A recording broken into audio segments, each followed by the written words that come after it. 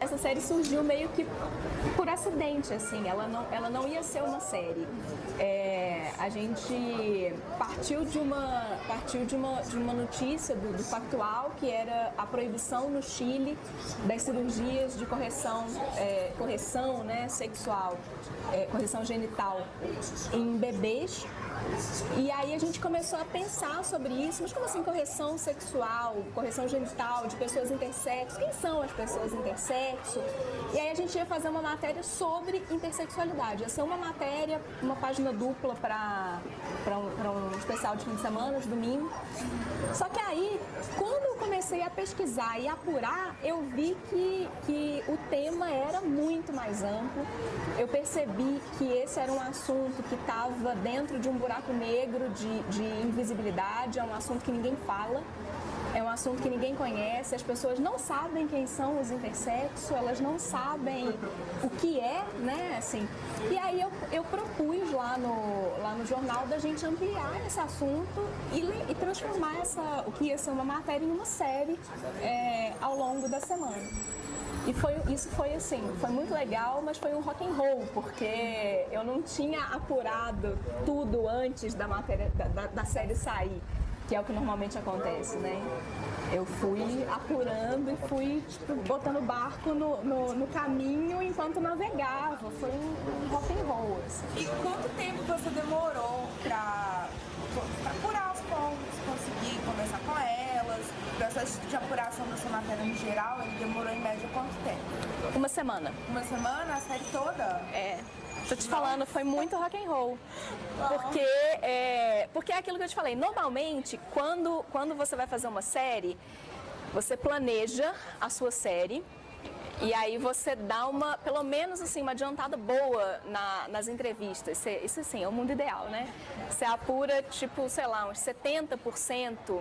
80%, às vezes você lança a série com ela já toda apurada e às vezes até toda escrita. No meu caso, essa lógica foi diferente, porque a gente já tinha a programação da matéria para o domingo seguinte. Eu comecei a mexer com ela, acho que foi numa segunda-feira, ela ia ser publicada, a primeira ia ser publicada no domingo. Teoricamente, eu teria que entregar ela pronta na quarta-feira, que é o fechamento desse caderno lá do jornal. E aí, como a gente decidiu ampliar, a programação que eu consegui fazer foi separar os assuntos, mapear que tipo de fonte que eu ia precisar ter para cada uma delas e começar a correr atrás desse pessoal, porque aí a ideia da série já tinha sido lançada, a primeira matéria já contava que aquilo ali ia ser uma série, que ia ter matéria até a quarta-feira da semana seguinte, e a gente tinha aquele compromisso ali para cumprir, a gente agora ia ter que conseguir, eu ia ter que me virar em goito para conseguir todas as fontes e escrever todas as matérias. Mas foi tipo, tudo deu uma semana, por aí. É pouco tempo, né? Mas assim, acabou que é muito pouco tempo. É muito pouco tempo e a gente que vira repórter nessa vida tem que acender uma vela todo dia, ajoelhar e agradecer, sabe? Porque a gente dá muita sorte, sabe? A gente dá muita sorte. E não sei se é sorte ou se é o que a gente atrai nesse processo de... Quando a gente tá com uma pauta para fazer, quando a gente tá com uma série para fazer, e principalmente nesse caso, que era um assunto que me sensibilizou muito, me tocou muito. Então eu queria, mais do que nunca, entregar uma boa série de reportagens, um bom conteúdo informativo para as pessoas. A gente fica com sangue nos olhos, assim, você viaja, você faz o que for preciso para conseguir aquelas informações, para conversar com aquelas pessoas, mas a gente conta com um pouco da providência divina, né, que vai colocando, assim, as pessoas, né, vai colocando as pessoas no seu caminho, assim, vai providenciando as coisas, porque... É um trabalho muito difícil, é tão gratificante, quer dizer, é tão difícil quanto gratificante. Entendi. Qual que foi a coisa mais difícil na hora de você apurar essa série? Sem dúvida foram os personagens, foi conseguir gente que tinha essa vivência. Porque as pessoas não querem, assim, muito compreensivelmente, as pessoas não querem se expor sobre esse assunto. Normalmente, não é uma coisa que você sai contando para qualquer um no bar, sabe? Tipo, você encosta no balcão do bar, enquanto você espera sua bebida, você fala, eu sou intersexo, nasci com um micropênis e com gônadas femininas. Sabe, não é o tipo de assunto que as pessoas saem divulgando por aí. Então, encontrar essas pessoas foi muito difícil. E essa foi assim, ganhar a confiança dessas pessoas, sabe? Para elas me contarem a vivência delas, a experiência de vida delas. Isso foi muito difícil. Até porque, por ser uma matéria muito delicada, né? Talvez as pessoas ficassem meio receosas da forma que você fosse tratar. Exatamente.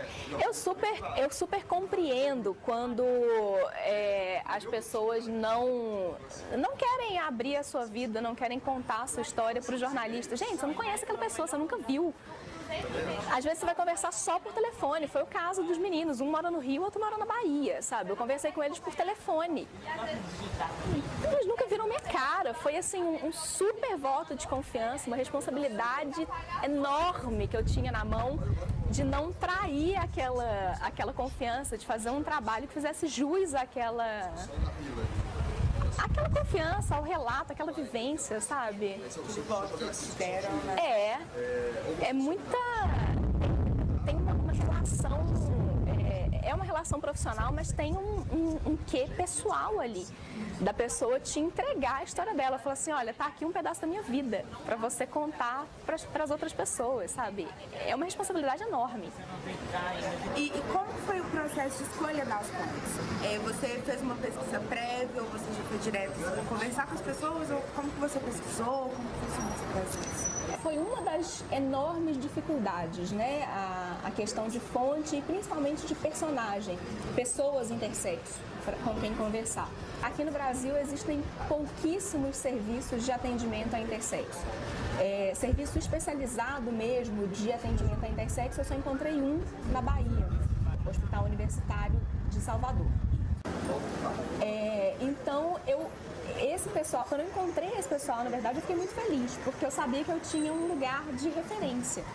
Eu vou ter gente que sabe do que está falando, que esse é outro problema. Os médicos desconhecem a situação de intersexo, não sabem tratar. É difícil ter um médico que saiba tratar de verdade, né, um intersexo. Então, lá eu sabia que eu tinha boas referências, bons profissionais. E aí comecei a procurar coisa na gringa também, porque nos Estados Unidos e na Europa, essas questões de direitos humanos são muito mais avançadas do que aqui no Brasil. Então eu comecei a pesquisar fontes fora do Brasil, até para construir assim, o meu arcabouço teórico para essa matéria, né? Para ligar para as fontes já sabendo alguma coisa, para aproveitar um pouco melhor. E no Facebook, que é uma ferramenta poderosíssima para a gente, eu encontrei um grupo de pessoas intersexo, um grupo bem pequeno, eu acho que são, sei lá, umas 30 pessoas mais ou menos. E a busca por fonte foi um trabalho arqueológico mesmo, assim, foi muita pesquisa pela internet, né, que foi a minha maior ferramenta de busca, já que não tinha nada aqui em Belo Horizonte. A Secretaria de Estado de Saúde não sabia nem o que era intersexo, que dirá ter um serviço especializado para atendimento, né? Não me informaram qual é o serviço, qual é o serviço de referência aqui para essas pessoas. Tipo, nasce uma criança intersexo amanhã no Sofia Feldman, vai fazer o quê? Ai, peraí, não sei, tem que ver. Procurar em outros lugares para saber o que faz, né? E olha, vou te falar, esse assunto deveria ter uma política muito mais bem estabelecida, porque a estimativa é que seja 1 a cada 1.300 nascimentos. Então não é tão pouco assim. Não é tão raro assim, não é tão... Pensa em grupos de 1.300 pessoas que você já reuniu na vida. Um estádio de futebol, por exemplo. Quantos intersexos tem ali naquele estádio de futebol? Um show. que você já foi, sabe? Se você for aplicar as estatísticas, tem um grupinho considerável ali de pessoas que não têm a atenção devida, né? Então a gente está muito atrás desse assunto. É interessante saber disso, porque essas pessoas agem como se isso não acontecesse. E o que me dá muita dó, o que meu coração fica muito apertado nesse assunto, é que não se trata de orientação sexual, não se trata de orientação de gênero, não se trata de expressão de gênero, não se trata de preferência sexual, né? Que é um termo que eu não gosto de usar, mas que muita gente usa. É uma questão biológica, gente. A pessoa nasce daquele jeito. Ela não escolhe nascer intersexo. Não sei se as pessoas escolhem nascer homossexuais ou bissexuais também, mas o intersexo ele tem uma questão biológica ali. O aparelho reprodutor dele nasceu diferente, sabe? Às vezes o genital dele nasceu diferente. E é uma coisa que ele não tem como escolher. E às vezes ele não tem como escolher o que vai ser feito depois disso, porque muitas cirurgias são feitas com a criança muito pequenininha, bebê ainda. Na verdade, quase nunca é uma cirurgia só, sempre são várias. Então, e é uma galera que enfrenta assim, um preconceito horroroso. Além de enfrentar um preconceito horroroso, vive num buraco negro de invisibilidade. Isso me deixa muito assustada, porque quando você busca no Google intersexo, intersexualidade, você não encontra uma matéria, que não seja sensacionalista, que tente fazer daquilo um espetáculo, sabe? Você não encontra uma matéria que trate o assunto, que discuta o assunto. E foi isso, inclusive, que me despertou para a necessidade da gente fazer uma série sobre isso. Eu falei, cara, não tem material sobre isso, não se fala sobre isso, alguém tem que falar sobre isso, sabe? Alguém precisa contar para as pessoas que esse pessoal tá aí, que essas pessoas existem, que são pessoas de verdade, sabe? Que elas têm necessidade, que elas passam por um montão de problema, que poderia ser diferente, que tem gente tentando fazer diferente, sabe? Tem gente se empenhando para que seja diferente. Então na verdade, a série surgiu da percepção dessa lacuna de informação mesmo, né?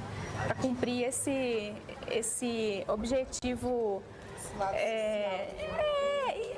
social, educativo, né? Didático e até de construção de realidade também, porque a partir disso outras discussões são geradas e as pessoas ficam mais conscientes disso e passam a encarar o assunto de forma diferente e, se Deus quiser, oxalá, vão se comportar diferente dali pra frente. Esperamos, né? Pelo amor de Deus. Está na hora.